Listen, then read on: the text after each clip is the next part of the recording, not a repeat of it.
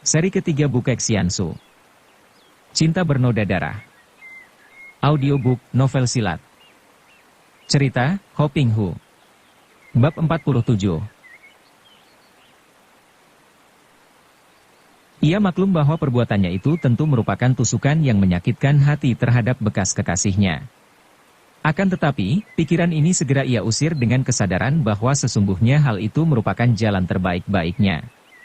Lebih baik membiarkan suling emas pergi dan membencinya, tidak akan kembali lagi selamanya agar pendekar itu dapat melupakannya, tidak tersiksa lagi hatinya. Juga dia sendiri dapat menjaga nama baik sebagai seorang istri yang setia kepada suaminya. Dan yang jelas, semenjak peristiwa itu terjadi, suaminya, Pangeran Qiang, bersikap manis dan baik kepadanya. Ketika Suma Cheng melihat berkelebatnya orang dan secara tiba-tiba melihat seorang gadis berdiri di depannya, ia kaget sekali dan cepat bangkit berdiri. Tadinya ia kaget dan mengira suling emas yang datang lagi. Akan tetapi setelah melihat bahwa yang datang seorang gadis, ia terheran-heran. Akan tetapi ketabahannya kembali ketika melihat bahwa yang datang adalah seorang gadis muda yang cantik sekali. Dengan senyum tenang Suma Cheng bertanya, "Siapakah kau dan apakah hendakmu datang secara begini?" Lin Lin meraba gagang pedang, sejenak ia menentang pandang mata wanita itu sehingga dua pasang mata yang sama jeli dan sama tajam itu saling tatap penuh selidik. Kemudian Lin Lin bertanya, suaranya lantang, "Apakah kau yang bernama Suma Cheng?" Suma Cheng mengerutkan keningnya. Sebagai seorang nyonya yang selalu menjunjung tinggi nama suaminya, segera ia menjawab, "Aku adalah Nyonya Pangeran Qiang dan siapakah kau?" "Tapi dulu sebelum menikah bernama Suma Cheng." Lin Lin mendesak lagi. Terpaksa Suma Cheng mengangguk. "Betul, dahulu aku bernama Suma Cheng, dan kau mau apakah tanya-tanya nama kecil orang lain?" Serat. Pedang besi kuning sudah berada di tangan Lin Lin. "Mau membunuh engkau?" Bentak Lin Lin dan pedangnya berubah menjadi sinar kuning yang menyambar ke arah leher Suma Cheng. Gerakan ini demikian cepat dan tidak terduga sehingga nyonya muda itu biarpun pandai silat tak sempat untuk menyelamatkan diri lagi, hanya berdiri terkesima dengan mata terbuka lebar. Pedang besi kuning menyambar ganas. Terang. Lin Lin terpental ke belakang berputar-putar sampai 5 kali putaran baru ia dapat menghentikan kakinya ketika pedangnya bertemu dengan sesuatu yang amat hebat tenaganya, membuat pedangnya itu terpental dan membawa pula dirinya berputaran. Ia kaget dan marah sekali, namun tidak gentar karena ia memang sudah siap untuk bertempur mati-matian dalam usahanya membunuh wanita yang dibencinya. Cepat ia meloncat dan membalikkan tubuh, siap dengan pedang di depan dada. Tapi mendadak tubuhnya gemetar, wajahnya pucat dan tangan yang memegang pedang menggigil. Kiranya yang menangkis pedangnya, yang kini berdiri tegak di depan Suma Cheng, dengan suling di tangan, yang memandangnya dengan kening berkerut dan mata sayu, adalah suling emas. "Lin Lin, terlalu sekali engkau. Hendak membunuh orang yang tidak bersalah apa-apa?"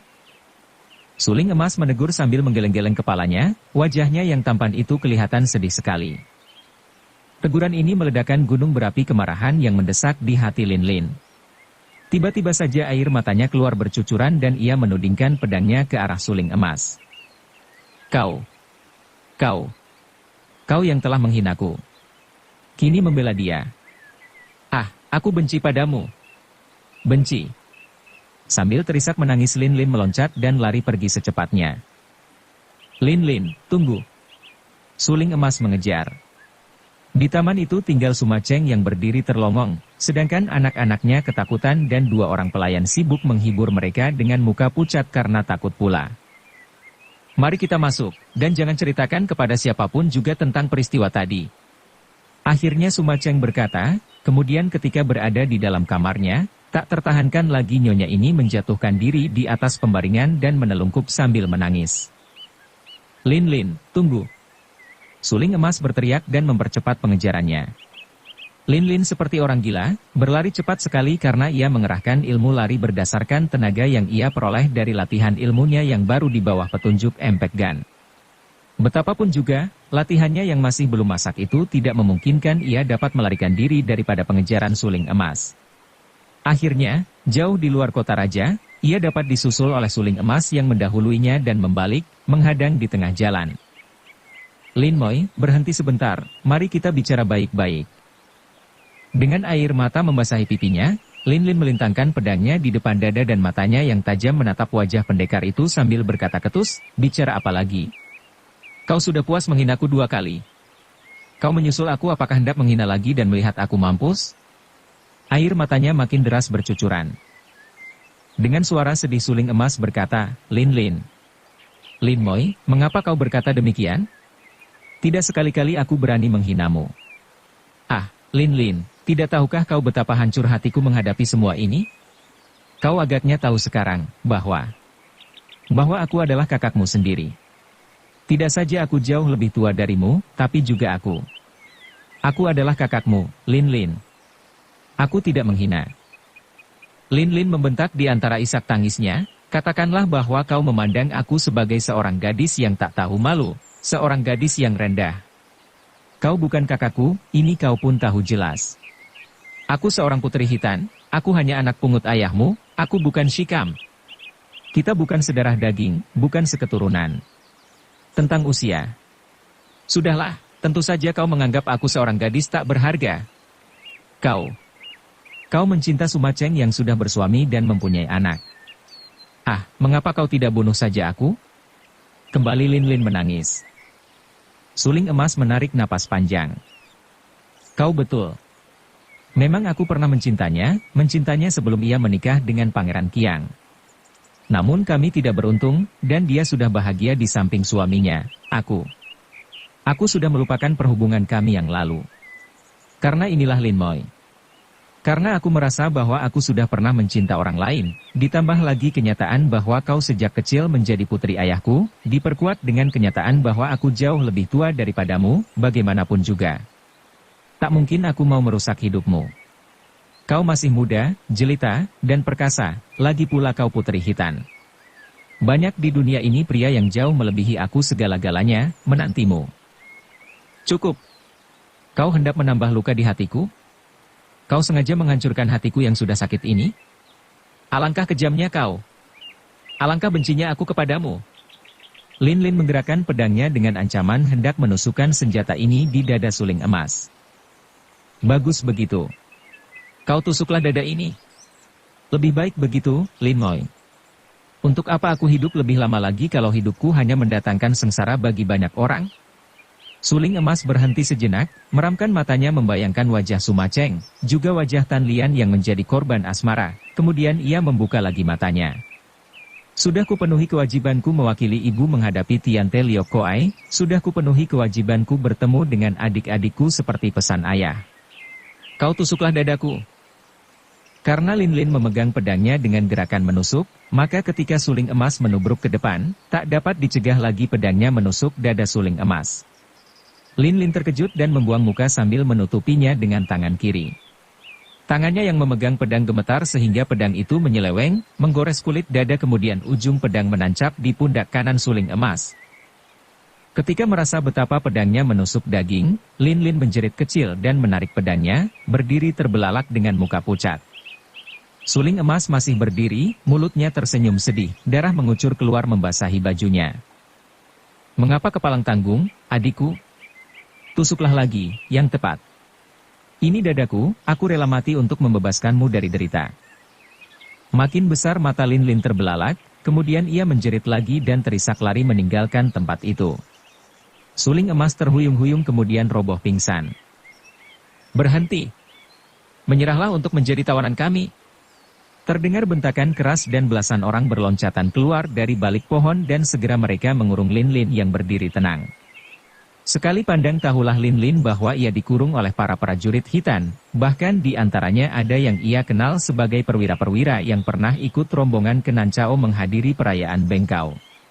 Dan di belakang belasan orang ini muncul pula rombongan yang merupakan pasukan berjumlah 50 orang lebih, lengkap dengan senjata tajam. Sikap mereka rata-rata galak dan tangkas, dan memang suku bangsa hitan terkenal sebagai orang-orang yang berjiwa gagah perkasa, sudah biasa akan kesulitan hidup yang membuat mereka kuat lahir batin. Namun menghadapi pengurungan banyak orang itu Lin Lin tidak menjadi gentar. Di dalam hatinya timbul perasaan bahwa mereka ini adalah orang-orangnya, bukan musuh. Maka sambil berdiri tegak dan bertolak pinggang ia menghardik. Kalian ini mau apa? Mengapa hendak menawan aku? Tidak tahukah siapa aku? Aku adalah Putri Yalina, putri mahkota yang berhak akan mahkota kerajaan Khitan. Sikapnya yang agung dan kata-katanya yang mantap ini meragukan para prajurit. Akan tetapi seorang komandan berkata keras, biarpun kata-katanya tidak kasar. Kami hanya menerima perintah dari Lo Chiang Kun, bahwa apabila Nona muncul di wilayah ini, kami harus menawan Nona. Lin Lin tahu siapa yang dimaksudkan dengan Lo Chiang Kun, Panglima tua, itu. Ia tersenyum mengejek. Siapa takut iblis Hegiam Lo? Kalian ini bangsa Khitan yang terkenal gagah perkasa, yang sejak dahulu setia kepada nenek moyangku, menjadi abdi-abdi setia dari kakekku, Raja Besar Kulukan, mengapa sekarang bersikap pengecut, tunduk kepada perintah seorang iblis seperti Hegiam Lo? Kami bukan pengecut. Bantah komandan itu dengan muka merah. Akan tetapi kami harus tunduk terhadap perintah Lo Chiang Kun yang menjadi kepercayaan Sri Baginda. Kalau kami tidak melakukan perintah, tentu kami dihukum mati. Sudah banyak contohnya pembangkang yang dihukum mati secara mengerikan. Oleh karena itu selain kami takut dihukum, juga kami sayangkan kalau sampai Nona menerima hukuman dari Lo Chiang Kun. Siapa takut? Kalian tahu betapa kejamnya iblis Hegiam Lo, kejam dan menjadi tokoh penjahat di dunia yang hanya menodai nama besar Khitan. Apakah dahulu kakekku, Raja Besar Kulukan sekejam itu? Baru sekarang, setelah paman tiriku Kubakan menjadi raja dan dibantu Hegiam Lo, terjadi kekejaman-kekejaman. Hegiam Lo adalah pengkhianat. Dahulu juga seorang panglima kakekku, akan tetapi karena berdosa kepada mendiang ibuku, maka mukanya menjadi seperti iblis, dan dia membantu paman tiriku yang tidak berhak akan kedudukan raja. Lihat, kalau aku yang mewarisi mahkota yang menjadi hakku, aku tidak akan berlaku kejam. Kalian sudah menghinaku, hendak menawanku, akan tetapi aku tidak akan membunuh kalian. Mau tidak mau komandan itu tersenyum. Nona, Lo Chiang Kun mengandalkan kepandaiannya yang setinggi langit. Nona hendak mengandalkan apa untuk melakukan kekejaman? Kau memandang rendah? Keparat? Lihat baik-baik. Dengan kecepatan kilat Lin Lin menggerakkan tubuhnya, melakukan jurus sakti memukul dan menendang ke depan. Terdengar teriakan-teriakan kaget dan 6 orang Khitan berikut komandan tadi berjungkir balik dan jatuh tumpang tindih, tanpa mereka ketahui mengapa mereka dapat jatuh bangun seperti itu.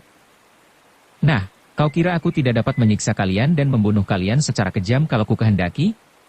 Akan tetapi biarpun kalian keterlaluan, aku tetap memaafkan kalian karena kalian adalah bangsaku dan orang-orangku. Bangunlah. 6 orang itu meringis-ringis dan bangun, akan tetapi kesetiakawanan mereka membuat pasukan itu bergerak dan merapatkan pengepungan. Melihat 6 orang kawan mereka dirobohkan Lin Lin, mereka yang tidak mendengar kata-kata Lin Lin tadi kini maju mendesak dan siap untuk mengeroyok gadis itu dalam kepungan itu. Melihat ini Lin Lin membentak. Mundur kalian. Benar-benarkah kalian ini akan melupakan darah nenek moyangku dan membantu pengkhianat? Belum cukupkah bukti tadi bahwa aku cukup kuat akan tetapi tidak mau membunuh kalian yang kusayang sebagai rakyatku?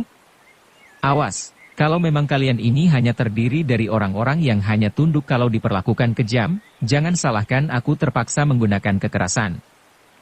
Akan tetapi orang-orang Khitan itu tidak mengenal takut. Mereka mendesak makin dekat dan sikap mereka mengancam. Tiba-tiba mata mereka menjadi silau oleh sinar kuning terang yang bergulung-gulung ketika Lin Lin mencabut pedangnya dan menggerak-gerakkannya dengan cepat di atas kepalanya. Mundur. Kalian tidak melihat ini? Pedang pusaka besi kuning, pedang mendiang ibuku Putri Tayami, siapa berani melawan ini? Hayo maju, siapa maju akan kupenggal kepalanya? Semua orang Khitan mengenal belaka pedang ini.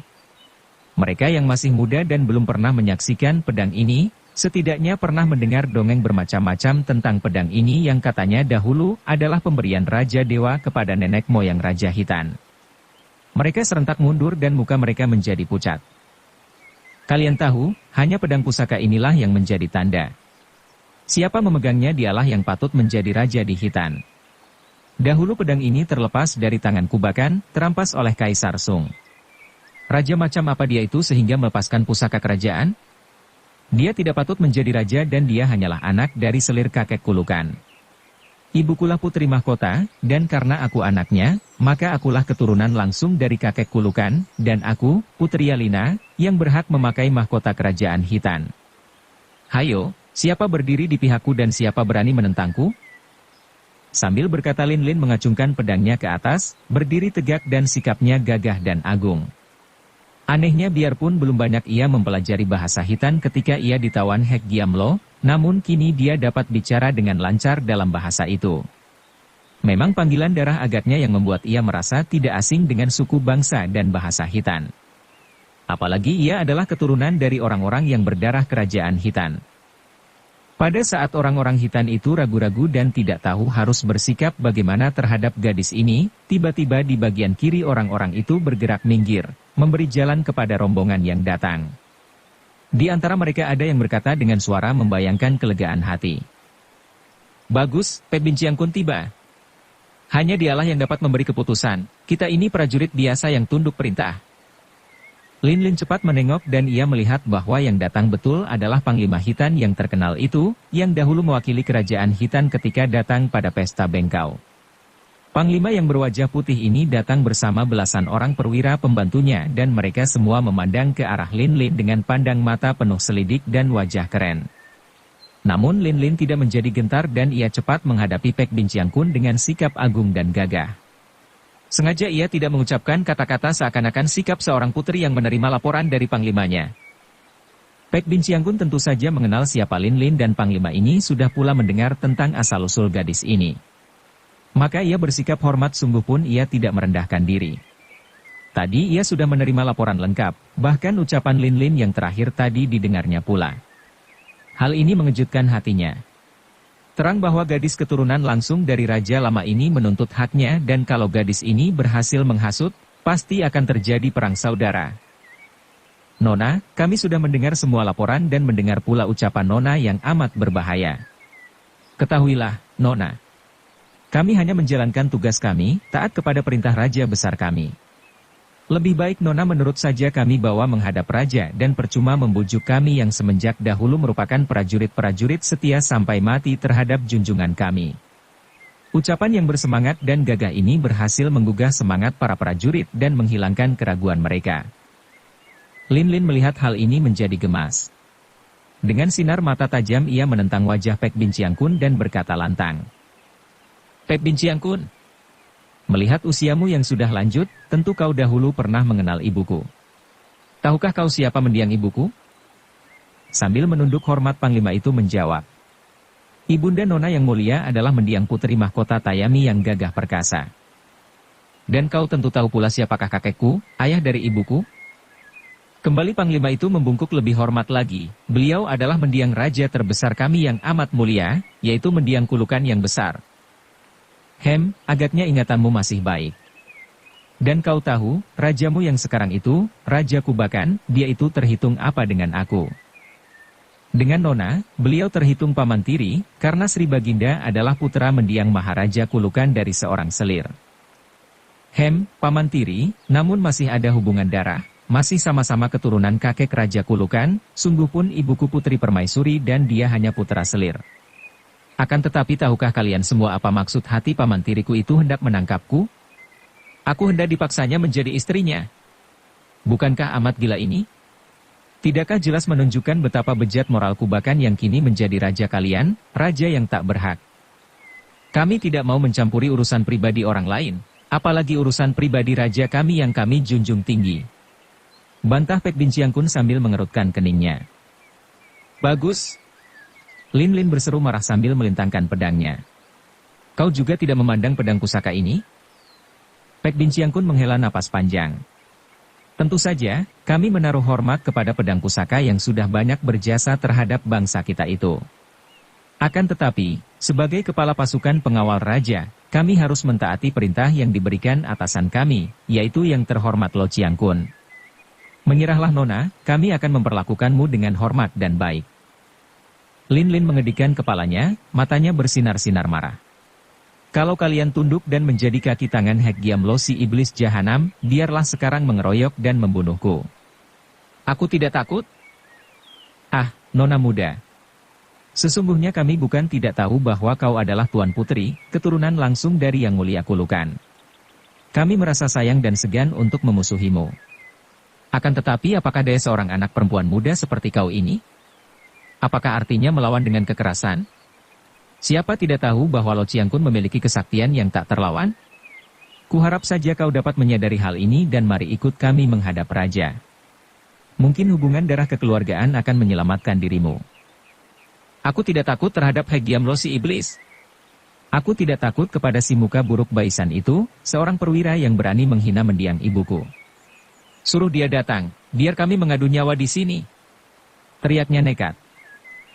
Baisan. Apa maksudmu, Nona? Tanya Pek Bin Chiang Kun dengan suara kaget. Siapa lagi kalau bukan Hegiam Lo? Dia adalah Baisan. Apakah kalian masih pura-pura tidak tahu bahwa Hegiam Lo adalah Baisan, dahulu perwira kakek Raja Kulukan yang berani menghina ibuku? Jelas sekali kelihatan Pek Bin Chiang Kun kaget bukan main. Wajahnya yang putih itu mendadak menjadi merah dan matanya terbelalak tak percaya. Bukan Panglima ini saja yang terkejut, juga semua perwira yang mengiringkannya kelihatan kaget dan para prajurit juga ribut mendengar ucapan Lin Lin itu. Suasana menjadi gaduh karena mereka kini saling bicara sendiri dan keadaan baru tenang kembali setelah Pek Bin Chiang Kun membentak, menyuruh mereka diam. Kemudian Panglima ini menghadapi Lin Lin dan bertanya. Nona, semenjak kecil Nona terpisah dari lingkungan kami, bagaimana Nona bisa mengatakan bahwa Lo Chiang Kun adalah Baisan? Panglima yang sudah banyak pengalaman ini tidak mau percaya begitu saja. Sebaliknya, menyaksikan sikap mereka yang kaget dan mendengar pertanyaan Pek Bin Chiang Kun yang demikian sungguh-sungguh, diam-diam Lin Lin menjadi heran tak mengerti. Mengapa mereka semua tidak tahu bahwa Hegiam Lo adalah Baisan seperti yang ia dengar dari iblis itu sendiri, dan mengapa pula hal itu membuat mereka kaget? Tentu ada rahasia yang hebat, yang ia tidak ketahui. Dengan hati berdebar penuh harapan Lin Lin bergantung kepada kesempatan ini, lalu ia bercerita dengan suara sungguh-sungguh. Pek Bin Chiang Kun, memang tadinya aku sendiri tidak tahu. Akan tetapi ketika aku menjadi tawanan Hegiam Lo dan kutanya mengapa dia begitu membenciku, dia membuka kedok iblisnya, memperlihatkan muka yang lebih buruk mengerikan daripada kedoknya sendiri, muka yang rusak sama sekali. Hanya sebentar dia memperlihatkan mukanya yang rusak sambil mengaku bahwa namanya Baisan, dan bahwa di waktu mudanya dahulu ia jatuh cinta kepada ibuku, akan tetapi ibu menolaknya. Menurut cerita dia, ibu malah menyiram mukanya dengan racun yang membuat mukanya menjadi terbakar dan rusak.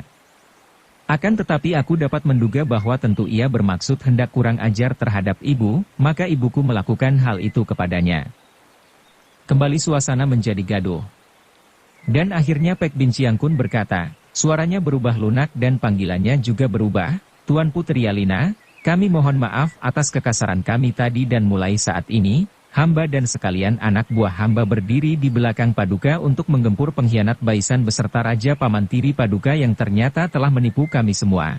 Mempergunakan pengkhianat untuk membunuh ayah sendiri dan merampas tahta kerajaan.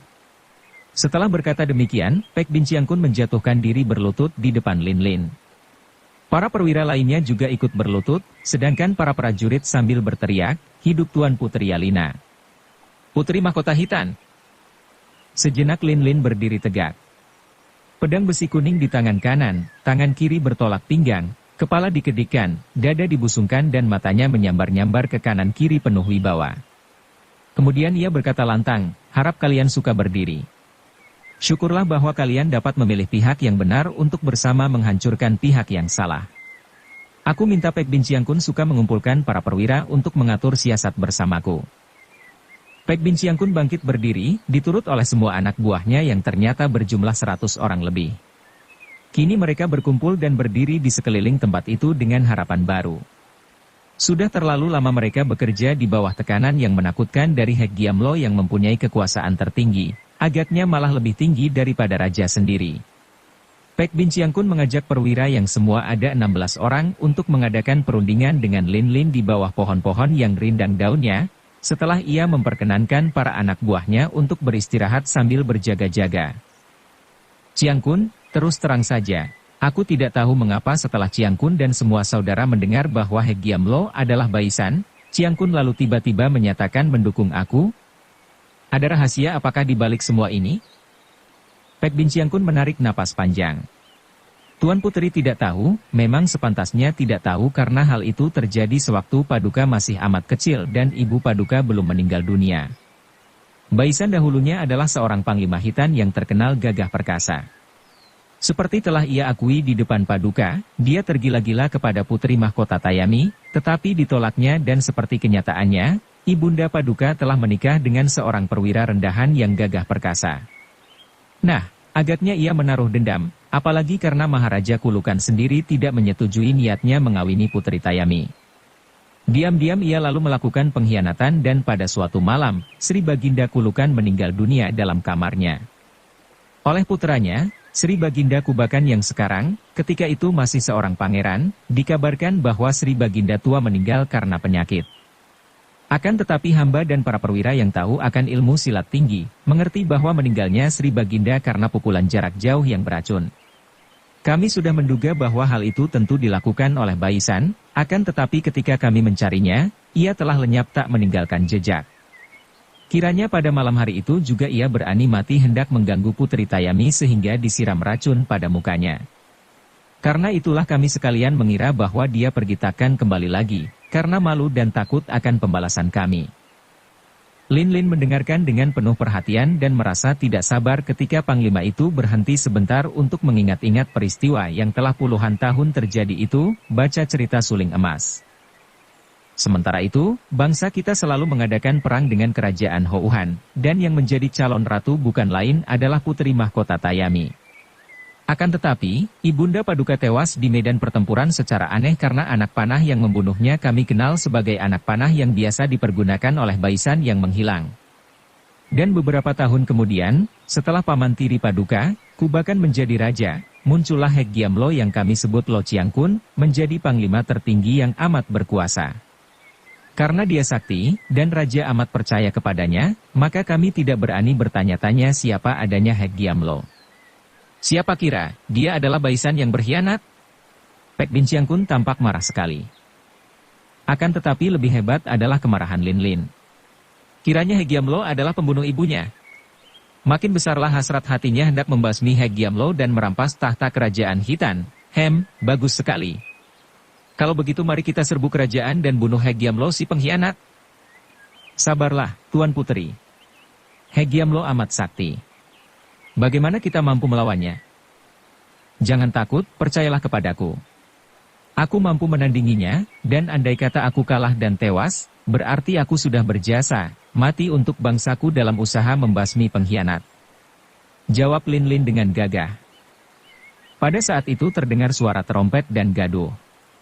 Ternyata muncul serombongan pasukan yang dipimpin oleh seorang pemuda yang bermuka putih, pemuda yang tampan dan gagah sekali.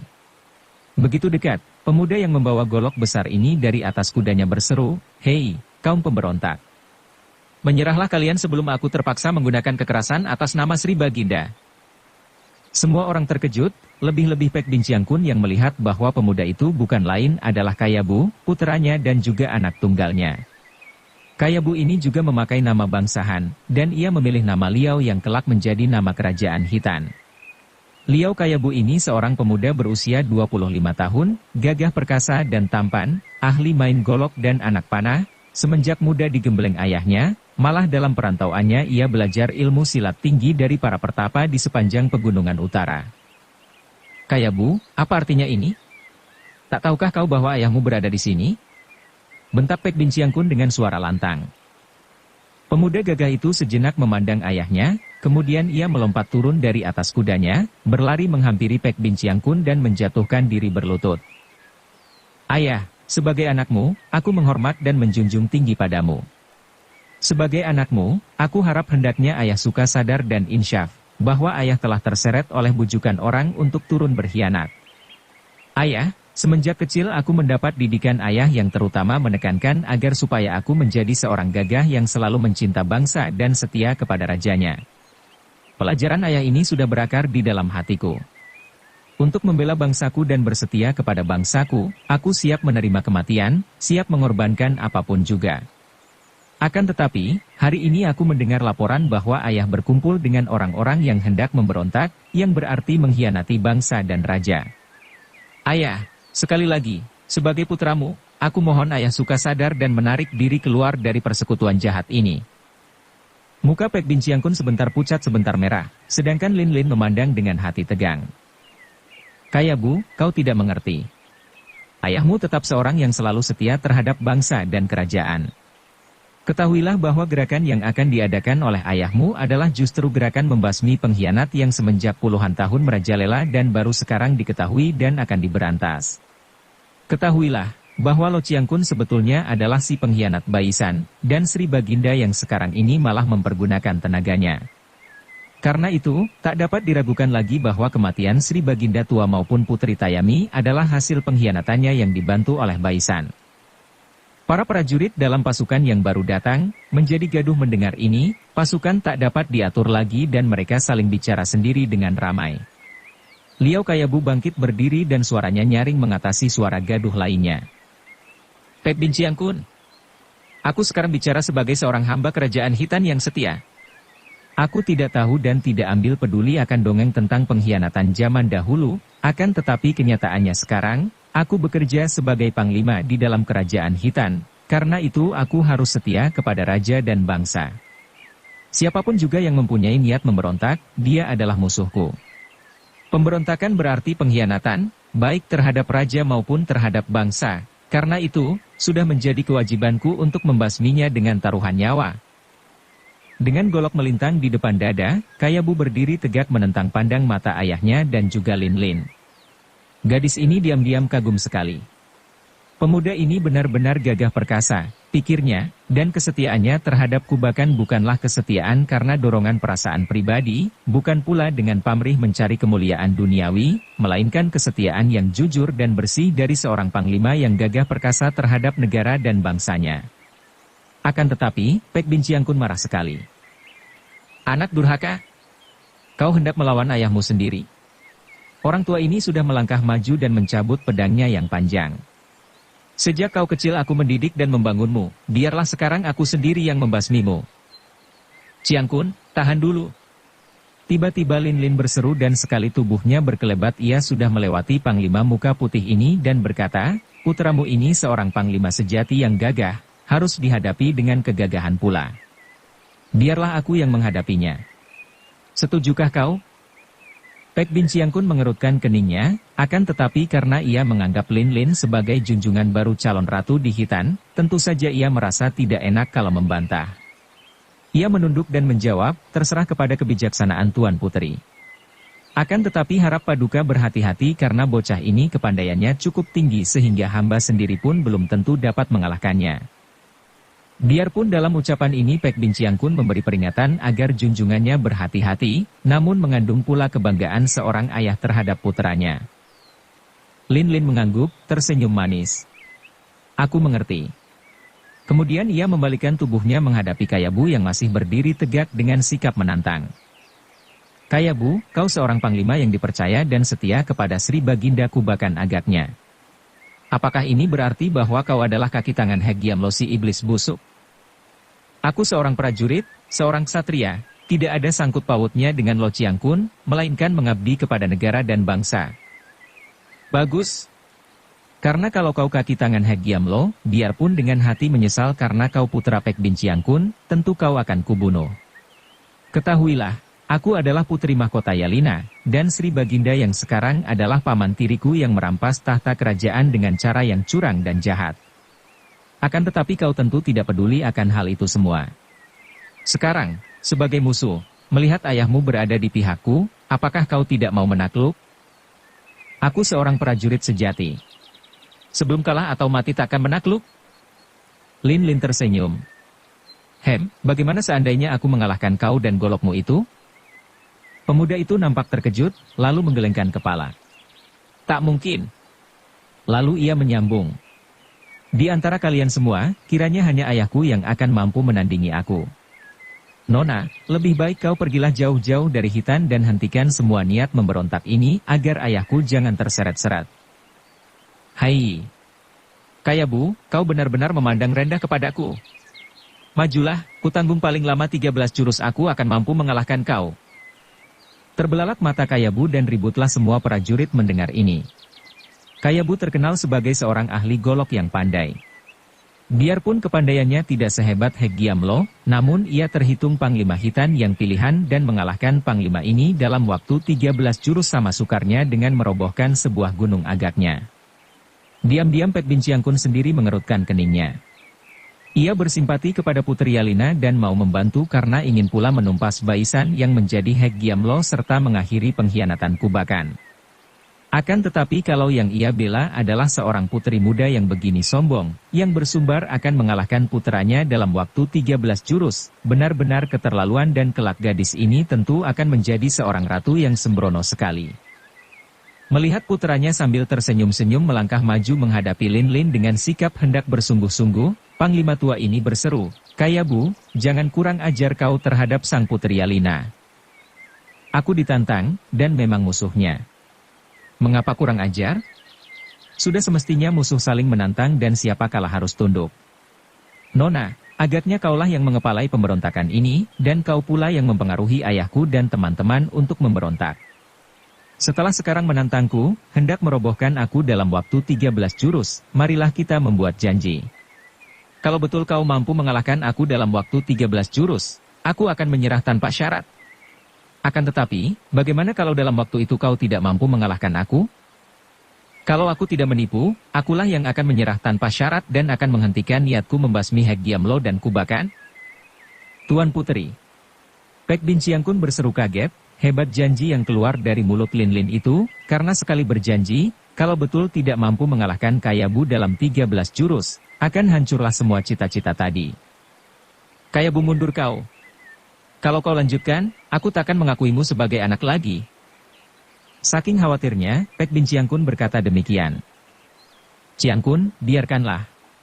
Pula, kalau kau dan teman-teman yang lain tidak menyaksikan kepandaianku, mana kalian bisa percaya atas bimbinganku?" "Tidak, Tuan Putri. Dialah hamba yang menghadapi anak hamba yang durhaka ini. Kalau dia kalah, akan hamba bunuh, dan kalau hamba yang kalah, hamba rela mati dalam tangan anak kandung yang durhaka. Kayabu, hayo lawan bapakmu sendiri."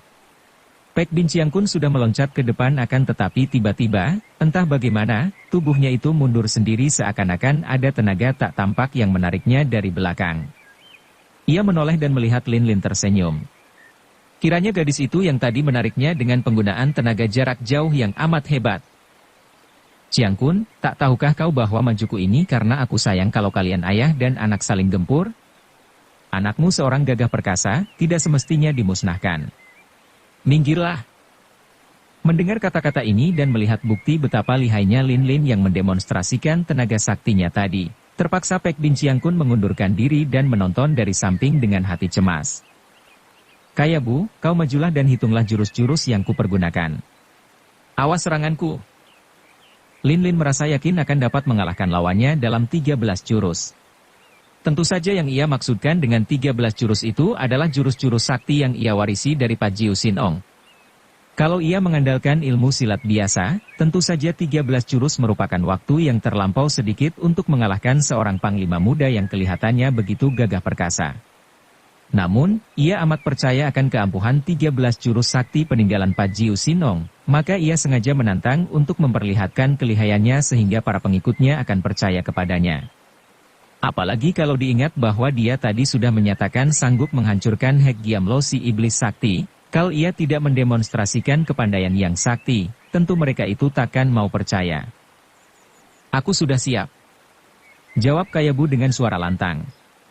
Pemuda ini merasa penasaran dan juga marah. Kalau saja ia tidak menghadapi pemberontakan yang serius dan yang harus diberantasnya dengan segera, tentu ia tidak sudi menerima tantangan yang amat menghina ini. Dia, Liao Kayabu, seorang jagoan besar di Hitan, hanya dihargai semahal 13 jurus saja oleh seorang gadis muda jelita? Benar-benar penghinaan yang amat hebat. Kali ini baginya juga merupakan ujian. Ia harus memperlihatkan kepandaiannya terhadap gadis yang amat cantik jelita ini, yang agaknya adalah putri keponakan Sri Baginda sendiri yang baru muncul sekarang. Bukankah kalau ia sanggup bertahan sampai 13 jurus, pemberontakan itu sekaligus dapat dipadamkan tanpa pertumpahan darah lagi? Ia harus dapat bertahan, tidak saja bertahan sampai 13 jurus, bahkan ia harus berbalik dapat menangkap gadis cantik ini. Bersambung ke bab 48. Dukung kami dengan subscribe, follow, like, komen dan share. Terima kasih.